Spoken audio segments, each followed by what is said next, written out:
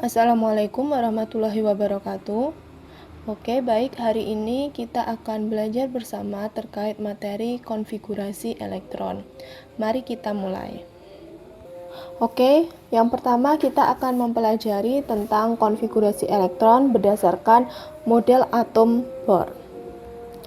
Nah, seperti yang kita tahu, berdasarkan model atom Bohr, elektron pada atom hidrogen itu mengelilingi inti atom dalam orbit yang stasioner dan berbentuk lingkaran. Nah, orbit atau lintasan yang berbentuk lingkaran tersebut itu juga disebut sebagai kulit atom. Nah, kulit tersebut bersesuaian dengan harga bilangan kuantum N, di mana kulit dengan N1 itu merupakan kulit yang pertama yang dekat dengan inti atom. Jadi ini kulit yang pertama, N sama dengan 1. Nah, kulit dengan N2 di sini merupakan kulit yang kedua. Di sini sama dengan di sini N sama dengan 2. Lalu kulit yang ketiga itu N sama dengan 3, kulit keempat N sama dengan 4, dan seterusnya. Nah, jumlah maksimum elektron pada setiap kulit itu punya rumus. Jadi kalau ini secara garis besar kita rumuskan itu adalah 2N kuadrat. Jadi kalau N-nya 3, maka 3 kuadrat sama dengan 9 dikali 2, hasilnya 18. Jadi jumlah elektron maksimumnya adalah 18 untuk N sama dengan 3. Lalu untuk N sama dengan 4, berdasarkan rumus 2N kuadrat, maka jumlah elektron pada kulit N sama dengan 4 adalah 32 dan seterusnya, seperti yang terlihat pada tabel berikut ini. Nah, di sini contohnya ada nitrogen. Nitrogen punya elektron sebanyak 7. Nah, kalau kita gambarkan konfigurasi atau susunan elektron pada kulit-kulitnya, maka kulit yang pertama di sini N sama dengan 1 atau kulit kita sebut sebagai kulit K, maksimal dia hanya menampung atau hanya ada 2 elektron di kulit K. Maka di sini ada elektron pertama, lalu ada elektron kedua. Maka nitrogen masih punya sisa 5 elektron lagi, kan tadi 7 sudah ada, dipakai 2 untuk kulit yang pertama. Nah, sisa 5. Nah, karena di kulit kedua N sama dengan 2 itu dia bisa menerima maksimum 8 elektron, maka di kulit L untuk atom hidrogen dia masih dapat menampung 5 elektron sisanya. Jadi ini elektron ketiga, 4, 5, 6, 7. Jadi bisa kita simpulkan kalau konfigurasi elektron pada atom nitrogen itu adalah 2,5. Jadi 2 ini dia di kulit K atau di kulit N sama dengan 1. Lalu di yang 5 elektron selanjutnya di kulit L atau di N sama dengan 2. Nah, seperti itu. Nah, distribusi elektron pada kulit-kulit atom dalam atom itu disebut sebagai konfigurasi elektron.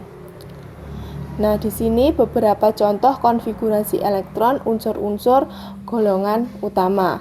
Nah, seperti yang kita tahu, kita juga mengenal yang namanya elektron valensi. Elektron valensi itu adalah elektron yang menempati kulit valensi atau kulit terakhir pada konfigurasi elektron. Jadi di sini untuk litium kulit terakhirnya adalah kulit L, di mana ditempati oleh 1 elektron, maka elektron valensinya adalah 1. Lalu natrium kulit terakhirnya adalah kulit M, di mana terisi 1 elektron juga, maka elektron valensinya juga 1. Nah, konfigurasinya bisa ditulis untuk natrium misal 2,8,1 itu untuk konfigurasinya.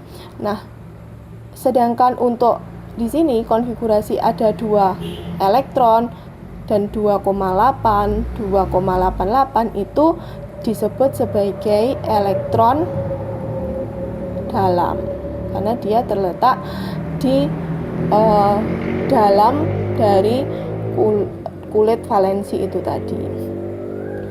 Seperti itu. Jadi karena sebenarnya untuk golongan utama elektron valensi itu bisa didasarkan dari golongannya. Jadi kalau di sini kan litium, natrium, kalium itu golongan 1A, maka elektron valensinya adalah 1. Lalu ada golongan 2A, itu elektron valensinya itu 2. Golongan 3A itu elektron valensinya ada 3 dan seterusnya. Tapi ini khusus untuk golongan utama saja, tidak berlaku untuk golongan transisi. Nah, perlu dipahami juga bahwa dalam menulis konfigurasi elektron suatu atom, itu kulit atom tidak harus diisi dengan jumlah maksimum elektron apabila jumlah elektron yang tersedia itu tidak mencukupi. Contohnya di sini adalah fransesium.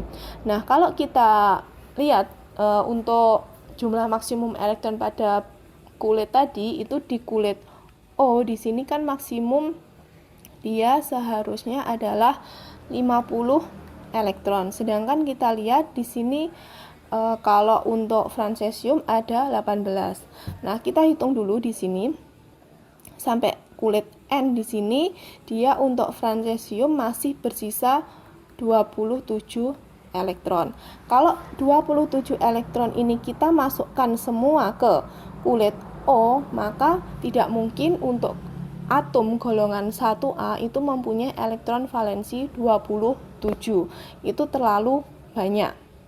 Nah, sehingga harus kita masukkan elektron dengan ketentuan jumlah maksimum untuk kulit-kulit sebelumnya. Misal kan tadi ada 2, 8, 18, 32. Nah, kita ambil yang paling maksimum. Kalau 32 kan tidak mungkin karena dia masih bersisanya 27. Sehingga kita ambil yang 18. Maka 18 kita masukkan ke kulit O, lalu masih sisa 9. Nah, 9 kalau kita langsung masukkan ke kulit P, maka tidak mungkin terjadi. Karena apa? Itu tadi atom golongan 1A itu harus mempunyai elektron valensi sebanyak 1 elektron. Maka harus kita pecah lagi jumlah elektronnya, kita masukkan ke ketentuan yang 8. Sehingga yang untuk kulit P kita masukkan 8 elektron, masih sisa 1 elektron lagi kita masukkan ke kulit Q. Sehingga sesuai fransesium yang berada di golongan 1A dia mempunyai elektron valensi sebanyak 1. Oke, selanjutnya kita akan membahas konfigurasi elektron berdasarkan model atom mekanika gelombang. Nah, sebelumnya sebelum kita masuk ke konfigurasi elektron, kita akan membahas dulu 4 bilangan kuantum utama, yaitu 4 bilangan kuantum, yaitu bilangan kuantum utama, bilangan kuantum azimut, bilangan kuantum magnetik, dan bilangan kuantum spin. Oke, mari kita bahas satu persatu terlebih dahulu. Nah, bilangan kuantum utama atau kita simbolkan dengan N itu menyatakan tingkat energi atau kulit dari suatu atom, di mana berupa bilangan bulat 1, 2, 3, dan seterusnya. Nah, jadi misal N sama dengan 1 itu merupakan kulit atom yang pertama seperti yang kita sudah bahas sebelumnya. Nah, N sama dengan 2 kulit atom kedua, N sama dengan 3 kulit atom ketiga, dan seterusnya. Nah, untuk tingkat energinya itu N sama dengan 1 itu adalah kulit atom dengan tingkat energi terendah. Jadi semakin tinggi nilai N-nya, maka tingkat energinya akan semakin tinggi pula. Nah, bilangan kuantum n ini juga menentukan volume atau ukuran dari orbital. Nah, kita lihat di sini perbandingannya untuk n sama dengan 1 itu dibandingkan dengan n sama dengan 2 dengan n sama dengan 3 itu dia paling kecil. Karena apa? Tadi kan n sama dengan 1 hubungannya dengan kulit. Jadi kalau n sama dengan 1, misal di sini inti atomnya, ini n sama dengan 1, dia hanya punya satu kulit. Kalau ini n sama dengan 2, maka di sini ada n sama dengan 1, di sini ada n sama dengan 2, maka dia punya dua kulit. Jadi semakin banyak jumlah n-nya, maka ukuran atau volume dari orbital itu semakin besar. Lalu bilangan kuantum yang kedua adalah bilangan kuantum azimut yang menyatakan subkulit atom dan bentuk geometri dari orbital, atau bisa juga bilangan kuantum azimut ini menyatakan atau menentukan momentum sudut dari elektron tersebut. Nah, harga yang diizinkan untuk setiap harga n itu, harga L yang memenuhi adalah 0, 1, 2, dan seterusnya sampai n-1. Jadi misal di sini harga n-nya adalah sama dengan 1, maka harga L-nya itu dia mulai dari 0 lalu sampai dengan n-1. Nah, karena n-nya di sini dia 1, maka 1 kurangi 1 dia 0. Jadi untuk n sama dengan 1 hanya punya nilai L sama dengan 0. Lalu untuk n sama dengan 2, maka nilai L-nya juga dimulai dari 0 sampai n-1 lagi. n-1 di sini kita masukkan 2-1 sama dengan 1. Maka untuk n sama dengan 2 itu punya nilai L 0 dan punya nilai L 1. Lalu untuk n sama dengan 3, nilai L-nya kita mulai juga dari 0. Lalu di sini sampai dengan n-1. n-1-nya yaitu 3-1 yaitu 2. Maka untuk n sama dengan 3 itu punya L sama dengan 0, L sama dengan 1, dan L sama dengan 2. Lanjut ke n sama dengan 4, kita mulai L-nya mulai dari 0 lagi sampai dengan n-1.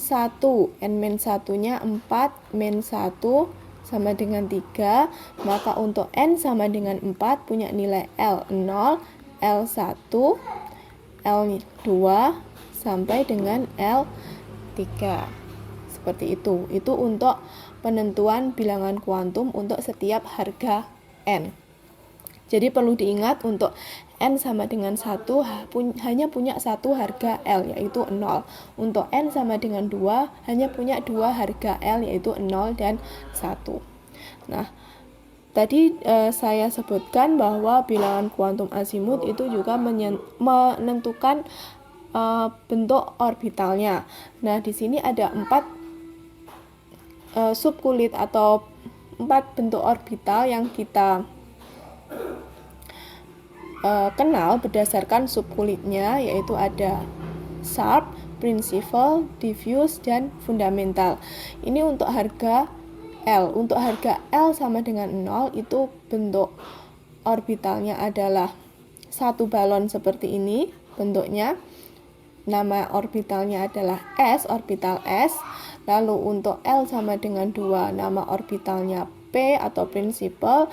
Bentuknya ada satu balon terpilin. Jadi satu balon terpilin ini itu satu balon lalu kita pilin atau kita putar, kita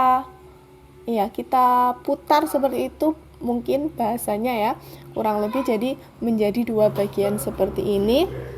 Lalu untuk harga L sama dengan 2 itu dia bentuknya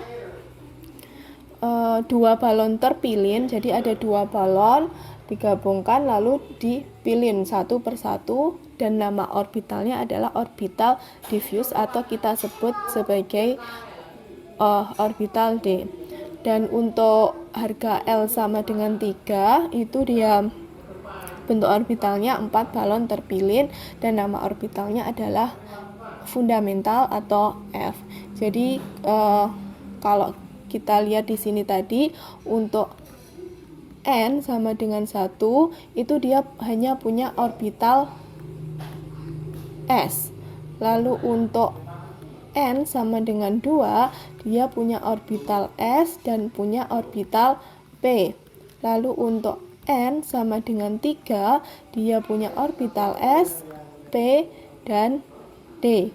Lalu untuk untuk N sama dengan 4, dia punya orbital S, P, D, dan F. Jadi tidak mungkin untuk N, misal untuk N sama dengan 2, dia punya orbital D.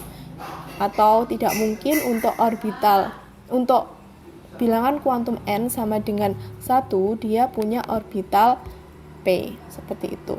Itu untuk bilangan kuantum azimut.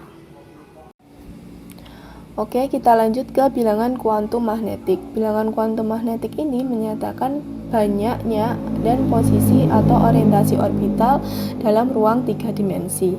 Harga bilangan kuantum ini itu tergantung pada harga bilangan kuantum azimut atau L tadi. Untuk setiap harga L, maka harga ML yang diizinkan itu antara min L sampai plus L.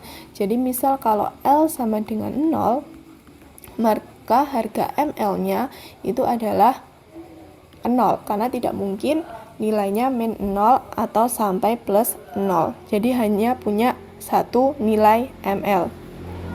Lalu untuk L sama dengan 1, maka nilai ML-nya itu mulai dari min 1, lalu 0, dan plus 1. Nah, untuk L sama dengan 2, maka nilai ML-nya itu mulai dari min 2, min 1, 0, plus 1, dan plus 2. Lalu terakhir untuk L sama dengan 3, maka nilai ML-nya itu dia mulai dari min 3, min 2, min 1, 0, plus 1, plus 2, dan plus 3. Nah, dari nilai ML ini kita dapat mengetahui jumlah atau banyaknya orbital dari setiap banyaknya ruang dari setiap orbital. Jadi kalau untuk L sama dengan 0 tadi, dia orbitalnya adalah orbital S. Nah, untuk S ini karena nilai ML-nya hanya punya satu macam, yaitu 0, maka jumlah ruangnya hanya punya satu ruang. Nah, ruang dalam orbital ini bisa kita gambarkan dengan gambar kotak, garis bawah seperti ini, atau lingkaran, di mana nilai ruangnya dalam orbital ini adalah 0. Lalu untuk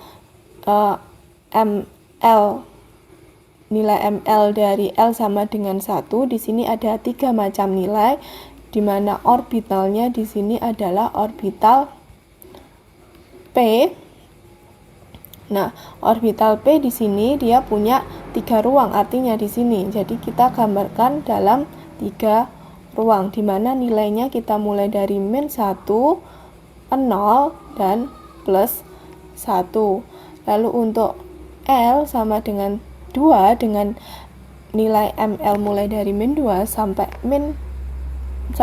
plus 2. Di sini orbitalnya adalah orbital D, di mana dia punya 5 ruang di sini. Kita gambarkan 5 ruang. Ya, maaf, kita gambarkan 5 ruang. 1, 2, 3, 4, 5, di mana di sini nilainya dari min 2, min 1, 0, plus 1, dan plus 2.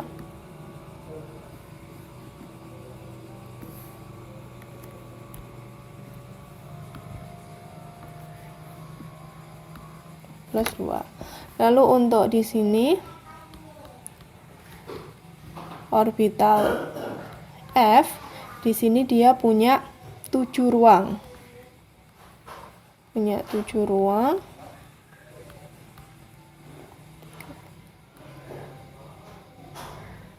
Dimana nilainya mulai dari min 3, min 2, min 1, 0, plus 1, plus 2, dan plus 3. Jadi seperti itu. Bisa kita gambarkan dengan kotak seperti ini, atau tanda garis seperti ini, ataupun lingkaran. Seperti itu. Bilangan kuantum yang keempat itu adalah bilangan kuantum spin. Di mana bilangan kuantum spin ini menyatakan kedudukan dan arah rotasi elektron pada suatu orbital. Jadi tadi kan ada orbital S, P, D, dan F. Di mana orbital S itu ada 1 ruang orbital, orbital P terdapat 3 ruang orbital, orbital D terdapat 5 ruang orbital, sedangkan F terdapat 7 ruang orbital. Nah, untuk masing-masing orbital ini dia diisi oleh satu ruang orbital ini dia diisi oleh maksimal 2 elektron. Jadi untuk pengisian elektron itu ada 2 jenis orientasi, yaitu orientasi ke atas dan orientasi yang arah ke bawah. Nah, orientasi arah ke atas ini dia memiliki nilai bilangan kuantum spin bernilai plus setengah, sedangkan yang untuk yang ke bawah itu bernilai min setengah. Nah, untuk satu orbital ini dia punya sepasang, jadi maksimal 2 elektron. Jadi nanti pengisiannya adalah 1 yang ke atas, lalu 1 yang arahnya ke bawah. Begitupun untuk yang orbital P, masing-masing ruang 1 ke atas, 1 ke bawah, seperti ini. Jadi maksimal 1 ruang orbital ini ada 2 elektron, seperti itu. Nah, dalam menentukan konfigurasi elektron atau distribusi elektron dalam orbital-orbital atom dengan tingkat energi terendah atau ground state, diterapkan prinsip Aufbau. Prinsip Aufbau kadang-kadang disebut juga sebagai prinsip membangun atau aturan membangun. Nah, prinsip Aufbau menyatakan bahwa secara hipotetis, elektron-elektron yang mengorbit suatu inti atom mengisi orbital dengan tingkat energi terendah yang tersedia sebelum mengisi orbital dengan tingkat energi yang lebih tinggi. Jadi misal jika ada atom karbon, dia punya elektron sebanyak 6, konfigurasinya adalah 1s2, 2s2, 2p2, maka untuk mengisi elektronnya diisi dari tingkat energi yang terendah, yaitu dari 1s dulu dipenuhi elektronnya, lalu 2s, lalu baru 2p. Nah, pengisian elektron-elektron ke dalam orbital-orbital atom untuk memperoleh konfigurasi elektron dengan tingkat energi terendah juga didasarkan oleh asas larangan Pauli. Nah, yang menyatakan bahwa dalam satu orbital, 2 elektron tidak boleh memiliki 4 bilangan kuantum utama atau N, azimut L, magnetik ML, dan spin MS yang sama. Nah, lalu yang ketiga ada yang namanya aturan Hahn, yaitu dalam pengisian elektron dalam orbital-orbital degenerate atau orbital-orbital dengan tingkat energi yang sama, setiap orbital diisi elektron tunggal dengan spin yang sama.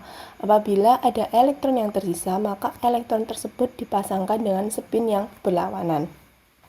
Jadi kita ambil contoh atom karbon tadi punya 6 elektron, konfigurasinya adalah 1s2, 2s2, 2p2. Maka kalau kita gambar orbitalnya, di sini ada orbital 1s, lalu orbital 2s, lalu ada orbital 2p. Nah, kalau kita untuk mengisi elektronnya, kita mulai dari yang 1s dulu dengan di sini ada 2 elektron. Jadi di sini kita isi penuhi dulu 1s, lalu kita penuhi 2s berdasarkan prinsip Aufbau. Lalu untuk yang 2p berdasarkan aturan Hahn untuk orbital dengan tingkat energi yang sama, di sini tingkat energinya sama dari 3 orbital di 2p ini, maka kita isi 1 elektron tunggal dulu dengan spin yang sama. Jadi di sini ada 1, 2, seperti itu. Untuk pengisiannya tidak boleh kita mengisinya misal seperti ini, langsung kita penuhi 1 orbital dengan 2 elektron. Jadi ini tidak boleh. Atau contoh lagi, kita ambil atom oksigen dengan jumlah elektron 8, maka konfigurasinya adalah 1s2, 2s2, 2p, 4. Maka kalau kita gambar orbitalnya, ini orbital 1s, orbital 2s, dan orbital 2p. Kita isi elektronnya. Di sini ada 2 elektron, di 2s juga ada 2 elektron. Nah, di 2p ada 4 elektron. Nah, kita isi satu-satu dulu tiap-tiap orbital. 3. Nah, masih sisa 1. Sisa 1 kita pasangkan kembali ke yang pertama dengan nilai dengan orientasi yang berbeda atau nilai spin yang berbeda, yaitu yang ke bawah. Seperti itu. Itu untuk pengisian elektron dalam orbital berdasarkan prinsip Aufbau, larangan Pauli, dan aturan Hahn. Nah, berdasarkan pengisian elektron dalam orbital sebenarnya terdapat 3 jenis konfigurasi elektron. Yang pertama adalah konfigurasi elektron keadaan dasar yang tidak melanggar asas larangan Pauli dan memenuhi aturan Hahn. Dimana tadi contohnya adalah atom karbon punya konfigurasi orbitalnya 1s, 2s, 2p, dimana di sini ada 2 elektron, di 2s ada 2 elektron, lalu di 2p juga ada 2 elektron, tapi pengisiannya satu-satu orbital. Nah, tidak melanggar asas larangan Pauli, di mana di dalam satu orbital itu 2 elektron tidak boleh memiliki 4 bilangan kuantum yang sama. Jadi misal di sini tadi bilangan kuantum itu kan ada bilangan kuantum n, lalu azimut, magnetik, lalu ada bilangan kuantum spin. Nah, kalau kita lihat di orbital 1s ini, dia punya n-nya itu dia untuk elektron yang ini ya, yang satu ini n-nya 1, l-nya dia 0, ml-nya dia 0, ms-nya dia plus setengah. Sedangkan elektron yang satu ini dia sama, n-nya sama, l-nya sama, ml-nya sama, tapi ms-nya itu adalah min setengah. Jadi tadi di larangan Pauli tidak mungkin dalam satu orbital 2 elektron memiliki bilangan keempat bilangan kuantum yang sama, di mana di sini yang berbeda adalah yang ms-nya. Di sini 2s juga berlaku hal yang sama. Lalu di sini karena cuma ada 1 elektron, otomatis nanti masing-masing ini juga sama berbeda. Jadi di sini n-nya ada 2, l-nya dia 1, ml-nya dia nilainya kalau 3 ruang orbital kemarin kan min 1, 0 plus 1. Jadi di sini ml-nya dia min 1, sedangkan ms-nya dia plus setengah. Sedangkan elektron yang ini dia n-nya sama 2, l-nya 2, tapi ml-nya yang berbeda yaitu 0, sedangkan ms-nya sama yaitu plus setengah. Jadi keempat bilangan kuantumnya itu tidak sama, yang berbeda ada di nilai ml-nya. Jadi dia keadaan dasar ini dia tidak melanggar asas larangan Pauli dan memenuhi aturan Hahn, di mana pengisian elektronnya dia diisi tunggal dulu, satu-satu dulu. Nah, selanjutnya untuk yang konfigurasi elektron keadaan tereksitasi, tidak melanggar asas larangan Pauli. Jadi dia tidak memiliki keempat bilangan kuantum yang sama, tetapi dia tidak memenuhi aturan Hahn. Jadi misal kalau atom karbon ada orbital 1s, 2s, 2p, lalu selanjutnya dari 2p adalah 3s.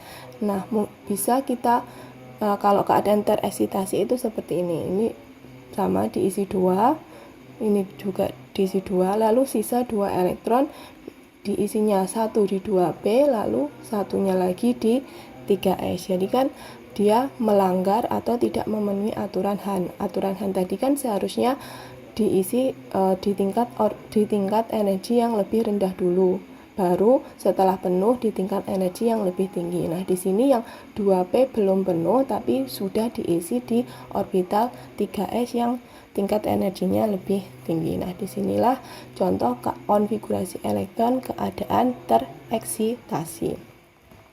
Selanjutnya adalah konfigurasi elektron keadaan terlarang, di mana dia melanggar asas larangan Pauli, di mana keempat bilangan kuantum itu ada yang keempatnya nilainya adalah sama. Jadi misal atom karbon di sini 1s, 2s, lalu 2p.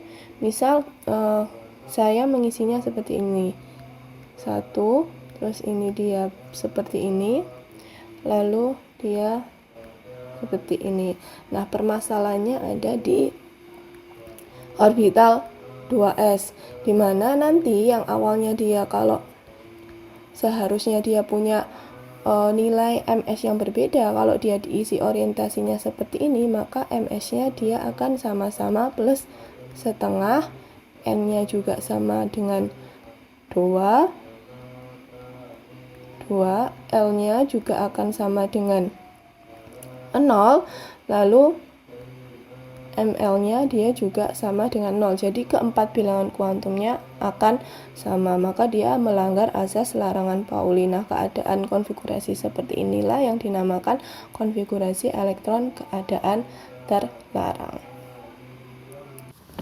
Nah, kalau kita lihat konfigurasi atom karbon pada keadaan dasar dengan tingkat energi terendah adalah yang benar seperti ini, yang memenuhi aturan Hahn dan asas larangan Pauli. Nah, mengapa kok tidak yang seperti ini atau yang ketiga seperti ini? Nah, kalau kita lihat di yang pertama ini, 2 elektron pada orbital 2b dengan spin yang sama ini, dia punya spin yang sama. Ketika dia punya spin yang sama, dia dapat saling bertukar tempat. Jadi kedua elektron ini dia itu dapat saling bertukar tempat. Hal ini mengakibatkan timbul yang namanya penstabil.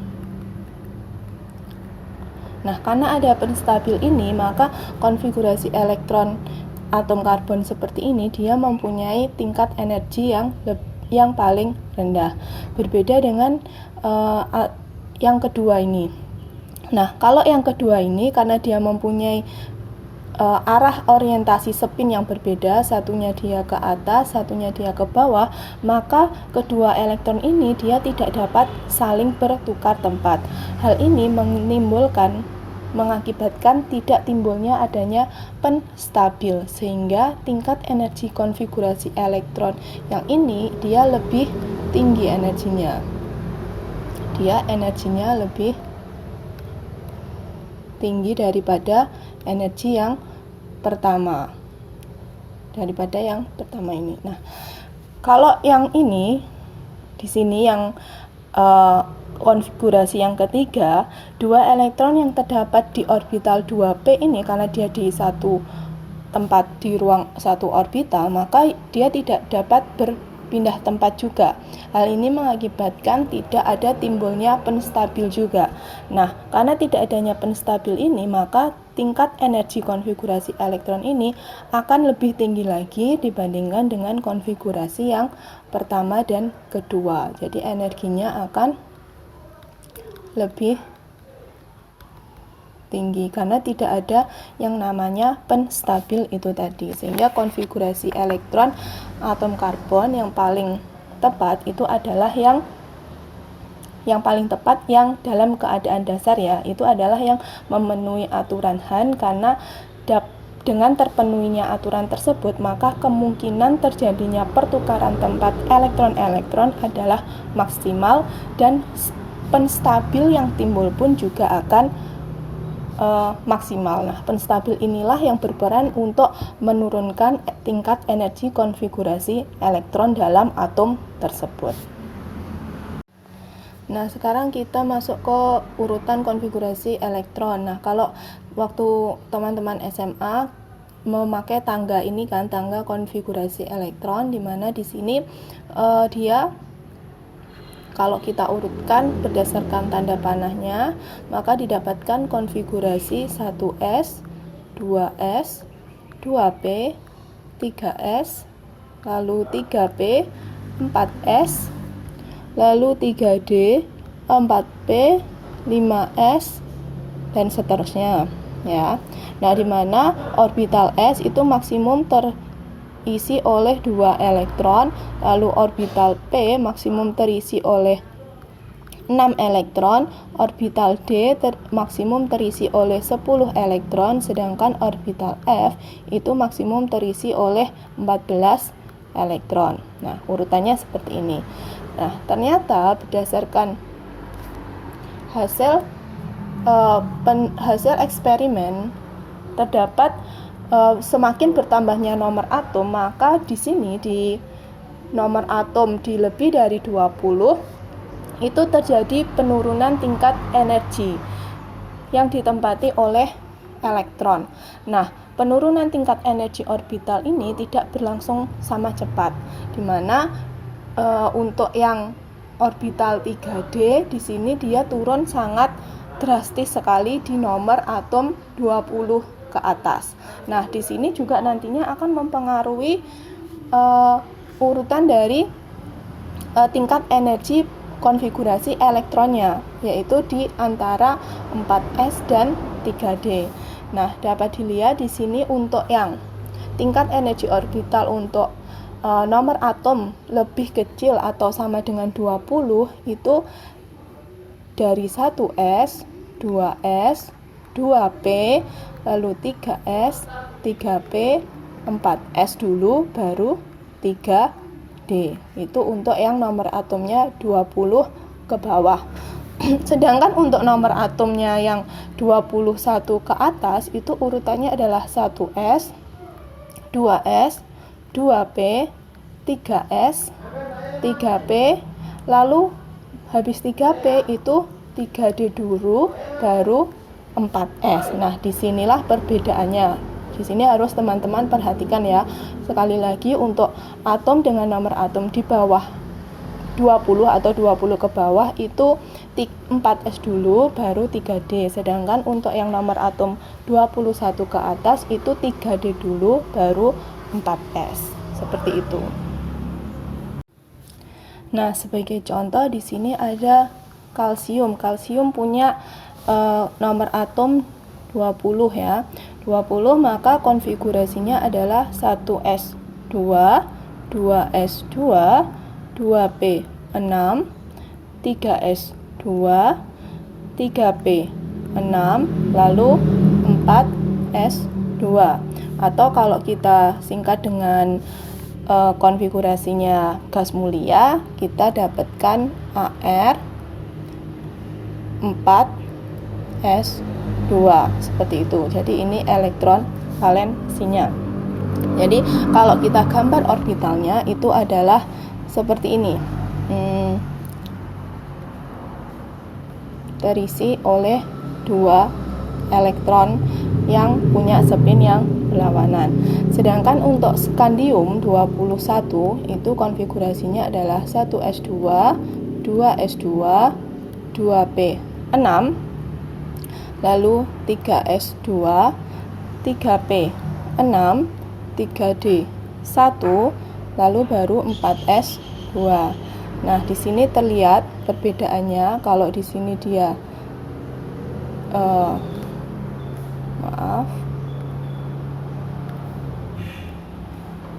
di sini terlihat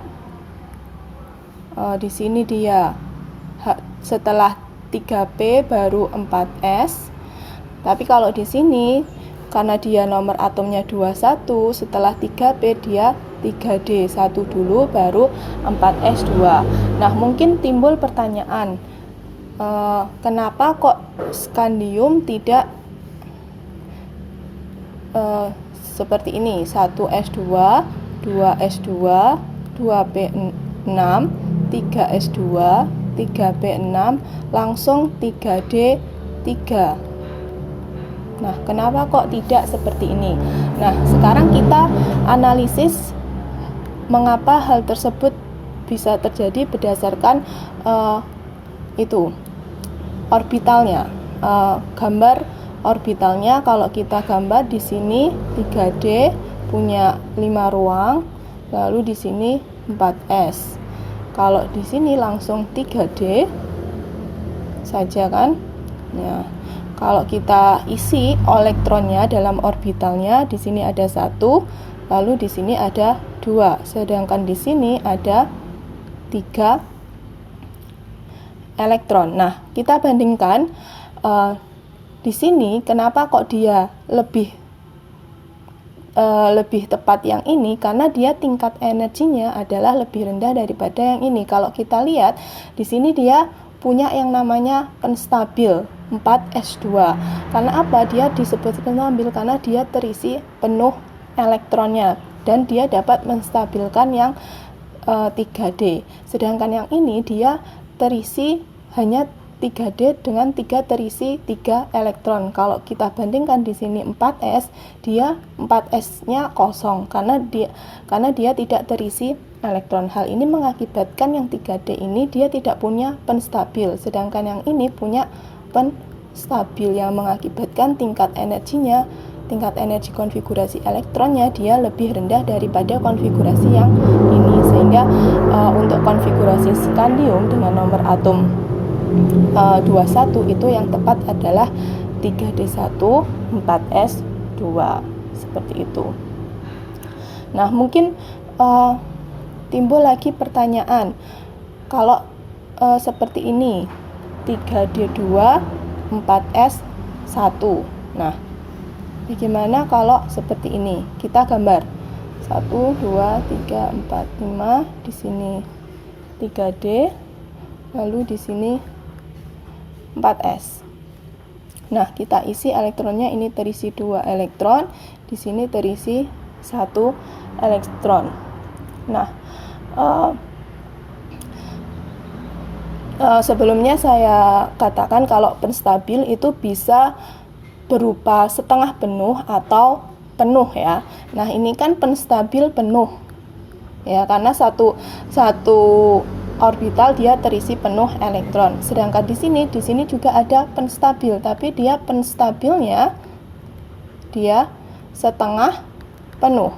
Nah, kalau kita bandingkan dengan yang ini, maka otomatis penstabil penuh lebih kuat daripada penstabil setengah penuh, sehingga tingkat energi konfigurasinya tetap akan lebih rendah yang 3D1, 4S2, sehingga untuk konfigurasi skandium itu 3D1, 4S2, memakai yang ini, seperti itu. Karena yang ini tadi dia tidak punya penstabil, sedangkan yang ini penstabilnya hanya setengah penuh dibandingkan yang ini yang penstabil penuh.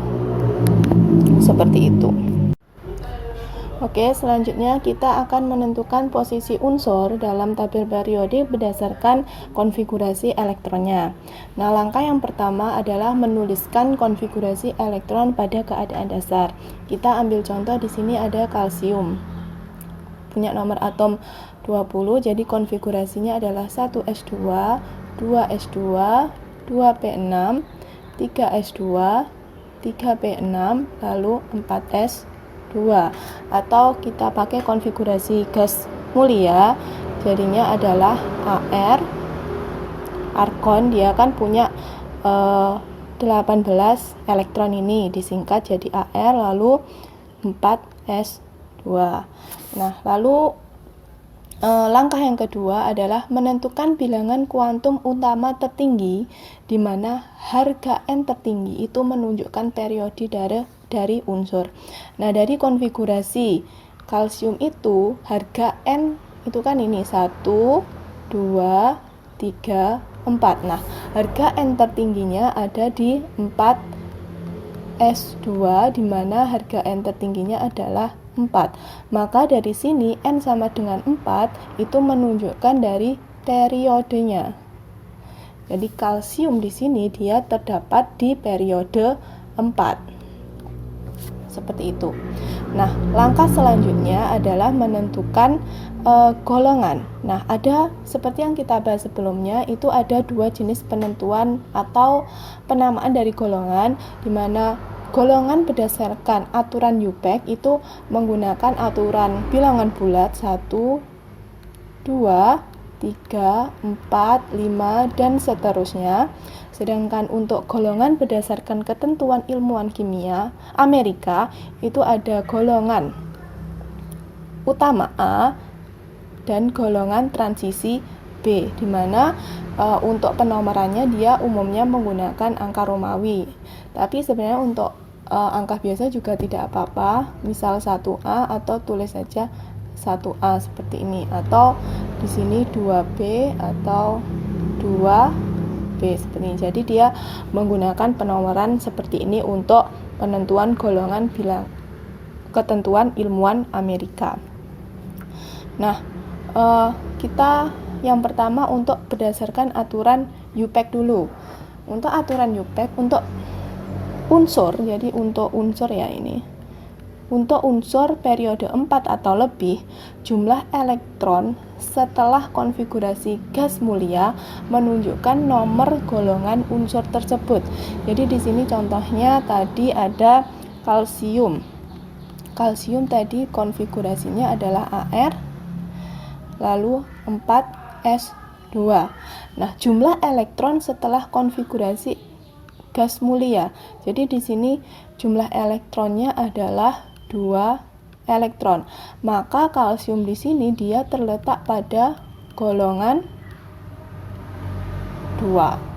Nah, periode tadi dari sebelumnya didapatkan periodenya adalah periode 4. Jadi disimpulkan kalsium terletak pada golongan 2 periode 4. Nah, sedangkan untuk periode 3, bila elektron terakhir itu mengisi orbital P, nomor golongannya adalah jumlah elektron setelah konfigurasi gas mulia ditambahkan 10. Jadi setelah konfigurasi gas mulia lalu ditambah 10. Kita ambil contoh ada aluminium.